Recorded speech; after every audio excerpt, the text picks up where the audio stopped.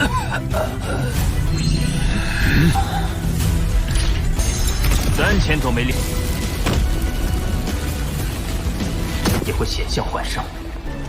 可恶！我感到是他已遭人毒手，加莱西不是我杀的。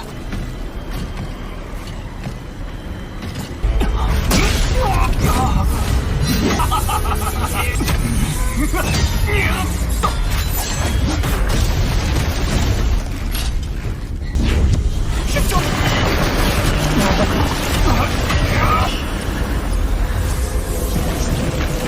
是看什么来什么？是。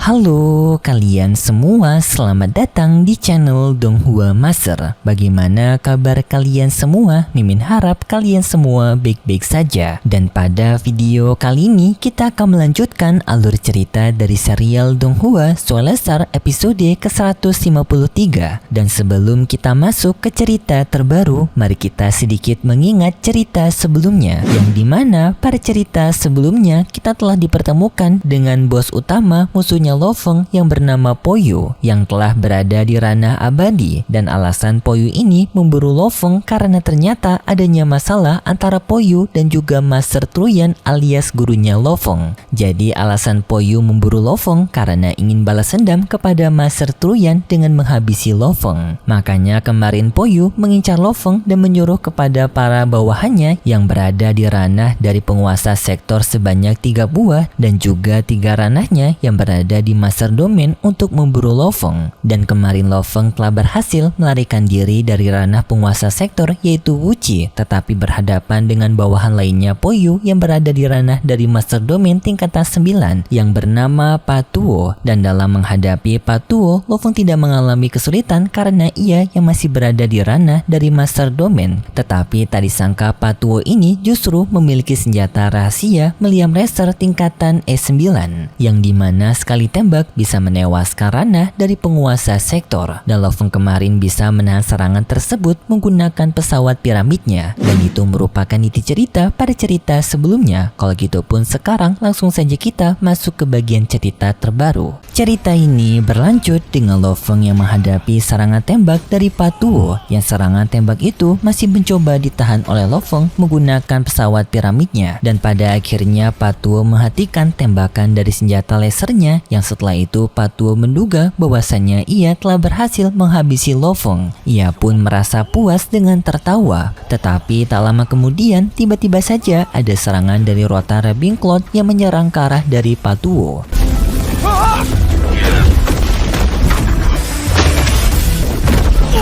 Patuo menjadi sangat kaget karena tak menyangka Lo Feng yang masih hidup. Patuo pun diikat oleh Rota Ravenclaw-nya Lo Feng. Di sana Lo Feng menggunakan kekuatan mentalnya dan bisa melihat bahwasannya Patuo memiliki token sampai berjumlah 3000 token, membuat Lo Feng menjadi sangat kaget karena itu merupakan jumlah yang sangat banyak. Artinya Patuo telah menghabisi banyak nyawa untuk mendapatkan token merah tersebut. Lo Feng pun bertanya kepada Patuo siapa orang yang telah menyuruh Patuo untuk melakukan pembantaian ini. Patuo tak ingin menjawabnya, tetapi Lo Feng langsung menggunakan kekuatan mentalnya yang seketika membuat Patuo masuk ke dalam dunia ilusinya Lo Feng, dan lalu Lo Feng mencoba untuk memeriksa pikirannya Patuo untuk melihat siapa saja rekannya Patuo dan juga bosnya Patuo. Di sana Lo Feng bisa melihat bahwasannya Patuo ini memiliki 5 rekan lainnya, yang dari 5 rekan itu Lo Feng bisa melihat adanya Wu Qi, yaitu sang ranah penguasa sektor yang sebelumnya juga mengejar Lo Feng, membuat Lo Feng sadar bahwasannya Patuo ini satu kelompok dengan Wu Qi. Dan di sana juga Lo Feng melihat ingatan dari bosnya Patuo, tetapi sayangnya baru saja Lo Feng melihat bagian kaki dari bos besarnya Patuo ini, Patuo langsung meledakkan tubuhnya yang membuat Lo Feng tidak sempat melihat wajah bosnya Patuo yang dimana itu merupakan Po Yu.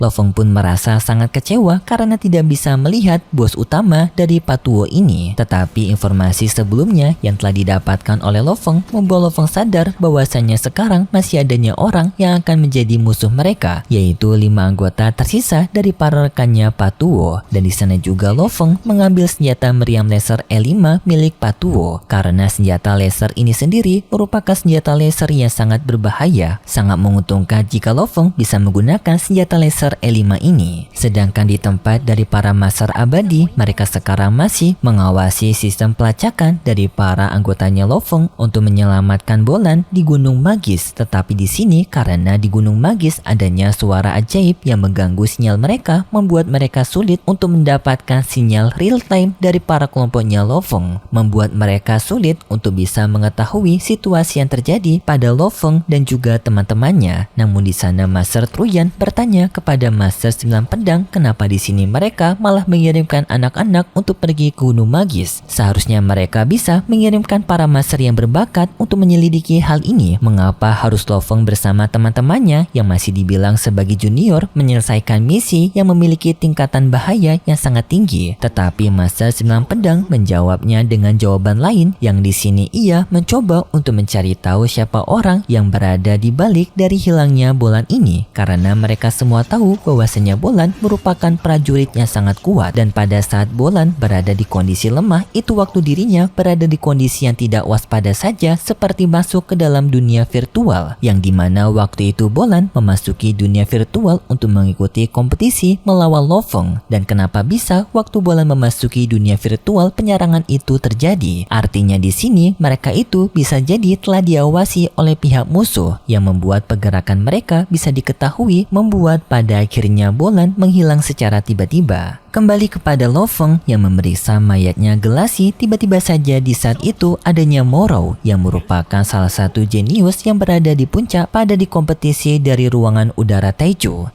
你杀了他！啊，原始空域的没落。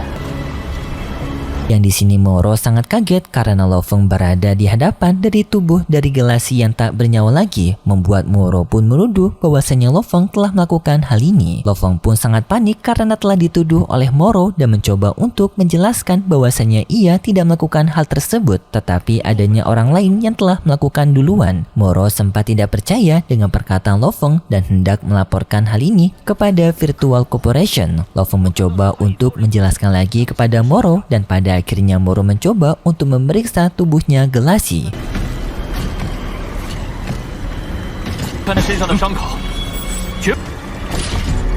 Dan di sana Moro bisa melihat bahwasanya tubuh Gelasi ini mengalami luka di bagian perutnya dengan sebuah serangan besar berbentuk pola bulat, yang hal ini pun membuat Moro bisa percaya kepada Lo Feng bahwasanya Lo Feng tidak membunuh Gelasi karena Lo Feng sendiri menggunakan senjata-senjata kecil seperti pisau bilah dan juga merupakan seorang master mental, yang seharusnya serangan ini bukan gaya bertarungnya Lo Feng. Dan juga Moro bisa menebak kalau Lo Feng itu bukan tipe orang yang mengkhianati kawannya, dan pada akhirnya Moro percaya kalau Lo Feng tidak menewaskan Gelasi. Dan di sini Lo Feng memberitahu bahwasanya orang yang telah membasmi Gelasi memiliki 5 anggota tersisa lainnya yang sepertinya memburu mereka. Jadi di sini Lo Feng mengajak kepada Moro untuk bekerja sama untuk mencari keberadaan Bolan dan segera pergi dari tempat ini. Moro menerima tawaran tersebut, dan di sini juga Lo Feng mengetahui backgroundnya Moro, yang dimana Moro merupakan orang yang bisa dibilang from zero to hero, karena Moro sendiri backgroundnya tidak memiliki orang tua dan telah berusaha sangat keras untuk memperkuat dirinya untuk bisa bergabung ke organisasi inti dari Virtual Corporation, yang hal ini membuat Lo Feng kagum kepada tekadnya Moro. Dan lalu pun mereka berdua pergi melakukan perjalanan untuk mencari keberadaan Bolan. Kemudian pun kita diperlihatkan dengan adegan sebuah diskusi antara para master abadi, yang di sini mereka mencoba untuk mencari tahu siapa tai lalat ataupun pengkhianat di antara mereka, yang dimana intinya diskusi ini mengenai keberadaan dari makhluk Zerg, yang dimana makhluk Zerg ini dulunya pernah ditemukan oleh Lo Feng juga di tempat dari Sue Luo. Tetapi hal ini tidak masuk akal bagi para master abadi karena Sue Luo sendiri tidak berani untuk meninggalkan daratan mereka. Artinya mereka itu tidak berani ini meninggalkan planet mereka dan merupakan seorang introvert yang tidak ingin diganggu oleh pihak luar. Namun di sini anehnya, di tempat dari benua Sueluo malah adanya artefak dari makhluk Zerg, dan anggota yang diperbolehkan untuk memasuki wilayah dari benua Sueluo merupakan anggota dari wilayah udara Taejo. Dan hal ini pun membuat mereka menduga bahwasanya pengkhianat tersebut berasal dari wilayah udara Taejo. Dan pada saat ini mereka teringat bahwasanya para jenius yang telah mereka kirimkan untuk misi pencarian bulan adanya 9 anggota, dan ada juga beberapa anggota yang berasal dari wilayah udara Taejo, yang dimana itu merupakan para anggotanya Lo Feng, yang artinya pengkhianat itu berada di kelompoknya Lo Feng. Tetapi di sini para Master Abadi masih belum mengetahui siapa pengkhianat tersebut. Kembali kepada Lo Feng yang terbang bersama dengan Moro, ternyata pengkhianat itu merupakan Moro, dengan Moro menyerang Lo Feng dari belakang.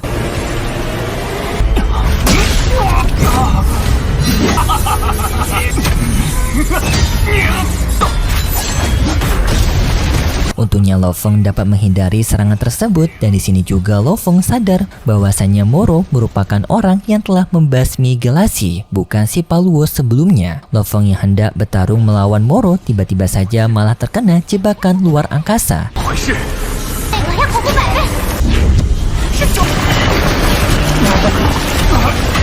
Yang ternyata Moro memang sengaja membawa Lo Feng ke tempat ini untuk Lo Feng terjebak ke dalam jebakan luar angkasa. Lo Feng pun mencoba untuk keluar dari sana menggunakan rotan Ravenclaw, tetapi karena daya tarik yang sangat kuat dari jebakan luar angkasa ini membawa Lo Feng tidak bisa melawan, dan Lo Feng hendak ingin menarik Moro juga menggunakan rotan Ravenclaw-nya. Tetapi sayangnya Moro dapat menghindari setiap serangannya Lo Feng.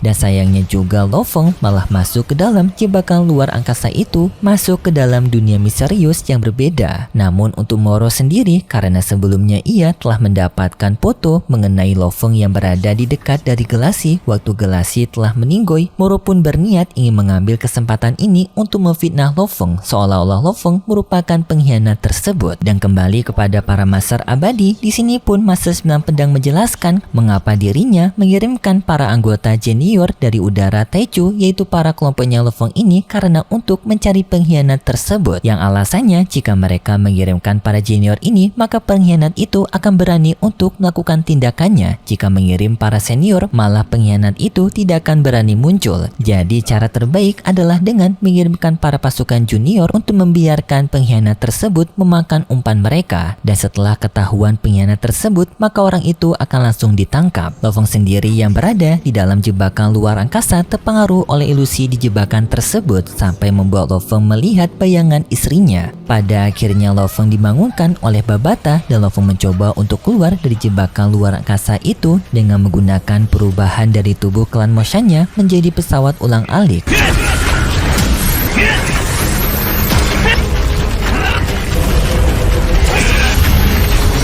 Tetapi masalahnya karena Lo Feng sekarang telah berada di dekat pusat dari jebakan luar angkasa tersebut, membuat Lo Feng tidak sempat untuk melarikan diri, dan Lo Feng pun memutuskan untuk menggunakan tubuh tanduk emasnya. Sedangkan di tempat lain kita diperlihatkan dengan Po Yu yang bertemu dengan Wu Qi. Wu Qi memberitahu bahwasanya Lo Feng telah masuk ke dalam jebakan luar angkasa karena telah didorong oleh temannya sendiri. Po Yu yang melihat laporannya Wu Qi pun menyadari siapa temannya Lo Feng yang dimaksud tersebut, yang dimana itu merupakan Moro, yang ternyata juga merupakan bawahannya Po Yu. Tetapi di sini Po Yu sebenarnya tidak memberikan misi ini kepada Moro, yang artinya di sini Moro melakukan tindakan misi ini dengan keinginannya sendiri, membuat Po Yu merasa tak suka, dan Po Yu pun berniat untuk menjadikan Moro ini sebagai pionnya. Kembali kepada Lo Feng yang sekarang masih masuk ke dalam jebakan luar angkasa itu, Lo Feng pun masuk ke dalam sebuah tempat yang sangat jauh dari permukaan. Dan sebelum terjadi benturan, Lo Feng kembali menggunakan tubuh klan Moshannya, merubah dirinya menjadi beruang hantu untuk bisa mempertahankan tubuhnya dari benturan keras dari gua tersebut. Tubuh Lo Feng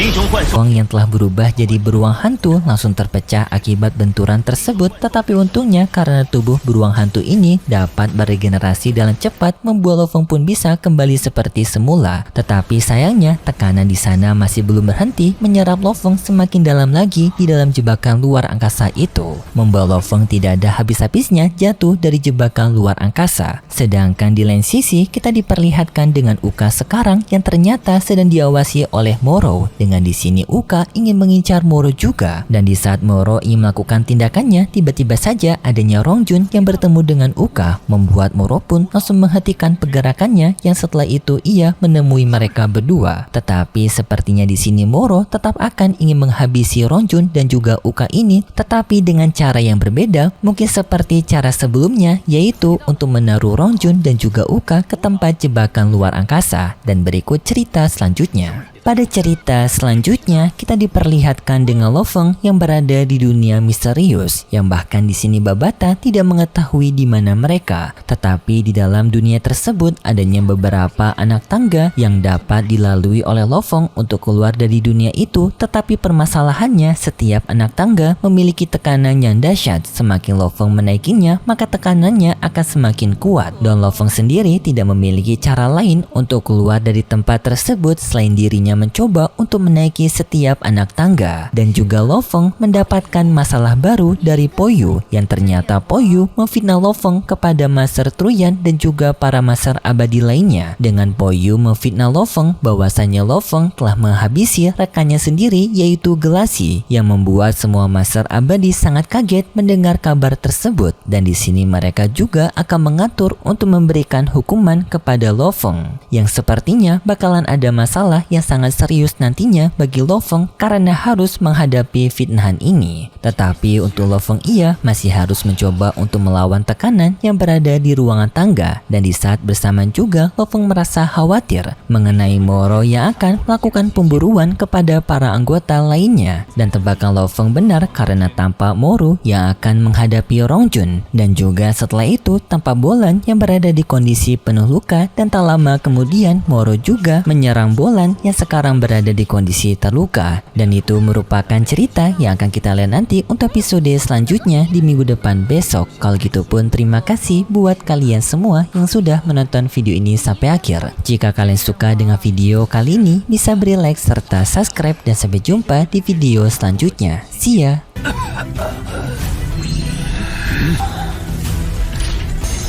3000都没练，也会险象环生。可恶！我感到是他已遭人毒手。